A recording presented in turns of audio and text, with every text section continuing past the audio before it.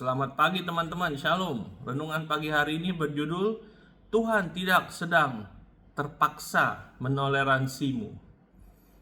Roma 5 ayat 8. Benar-benar mengubah cara pandangku tentang Tuhan. Dan sejujurnya, aku percaya ayat ini juga punya kuasa untuk sepenuhnya mengubah cara pandangmu tentang Dia. Ayat itu berkata, tetapi Allah menunjukkan kasih-Nya kepada kita oleh karena Kristus telah mati untuk kita ketika kita masih berdosa. Pikirkan seberapa kuat makna ayat itu sejenak. Yesus tidak menunggu kamu membereskan hidupmu sebelum pergi ke kayu salib. Dia tidak menunggu kamu mengalahkan setiap pergumulan, memperbaiki setiap kesalahan, atau akhirnya menjadi sangat rohani dan mengesankan. Dia mati bagimu ketika kamu masih hancur. Artinya, salib bukanlah respons Tuhan terhadap versi terbaik dirimu. Salib adalah bukti bahwa Tuhan mengasihimu bahkan di saat terburukmu. Dan sejujurnya, menurutku banyak orang melewatkan hal itu. Mungkin kamu merasa Tuhan lebih mengasihi versi dirimu di masa depan, yang lebih kuat dibanding dirimu yang sekarang. Mungkin kamu merasa kalau suatu hari nanti hidupmu sudah beres, barulah kamu bisa datang kepadanya dengan percaya diri. Tetapi Roma 5 ayat 8 menghancurkan seluruh pola pikir itu. Yesus sudah mengetahui setiap kelemahan, setiap kegagalan, setiap pergumulan tersembunyi, setiap ketakutan, setiap kesalahan, dan setiap masa gelap dalam hidupmu sebelum dia memilih jalan salib. Dan dia tetap memilihmu. Artinya, pergumulanmu sekarang tidak mengejutkannya.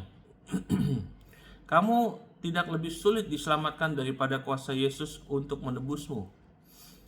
Aku sungguh ingin kamu membiarkan hal ini masuk jauh ke dalam hatimu. Karena aku tahu betapa melelahkan terus-menerus mencoba merasa cukup layak bagi Tuhan. Aku tahu rasanya memikul rasa malu dan diam-diam bertanya, apakah Tuhan kecewa kepadamu? Tetapi salib sudah menyelesaikan pertanyaan tentang hati Tuhan untuk selamanya. Yesus tidak dengan enggan merentangkan tangannya bagimu. Dia dengan rela menyerahkan hidupnya karena dia sangat mengasihimu. Yohanes 10 ayat 18. Dan tolong dengarkan ini baik-baik. Tuhan tidak sedang terpaksa menoleransimu. Dia tidak memutar matanya setiap kali kamu jatuh. Dia tidak berubah-ubah secara emosional terhadapmu. Dia tidak mencari alasan untuk menjauh darimu. Salib sudah membuktikan kebalikannya. Jika Yesus mengasihimu ketika kamu masih terpisah darinya, maka kasih-Nya tentu tidak hilang setiap kali kamu mengalami kelemahan sekarang. Itulah sebabnya kasih karunia membawa damai yang begitu besar bagi jiwa. Kasih karunia berarti kamu berhenti mencoba mendapatkan apa yang Yesus sudah beli bagimu secara cuma-cuma.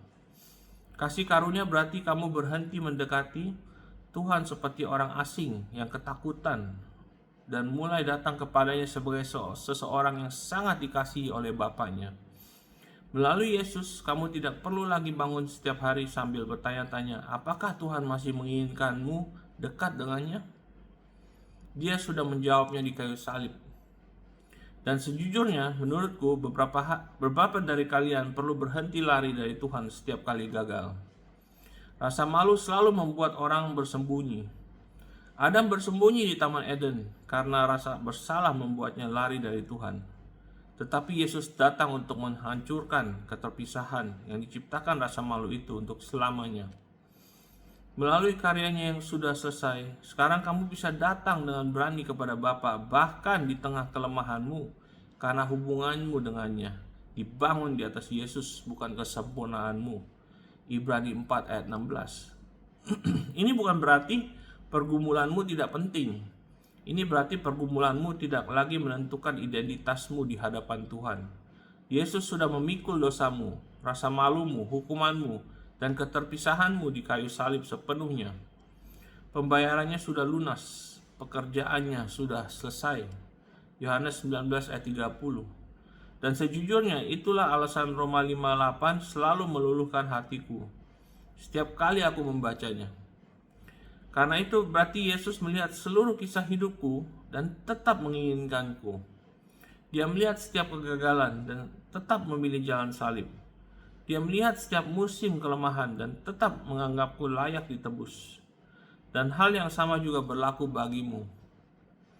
Saat ini, tepat di tempatmu sekarang, kamu sangat dikasihi Tuhan melalui Yesus Kristus. Bukan karena kamu pantas mendapatkannya, bukan karena kamu akhirnya menjadi cukup baik, tetapi karena sejak lama Bapa sudah memutuskan bahwa Dia ingin kamu dekat dengannya untuk selamanya. Dan salib adalah buktinya untuk selamanya. God bless you, friends. Have a great Wednesday. And I'll see you again tomorrow. Bye-bye.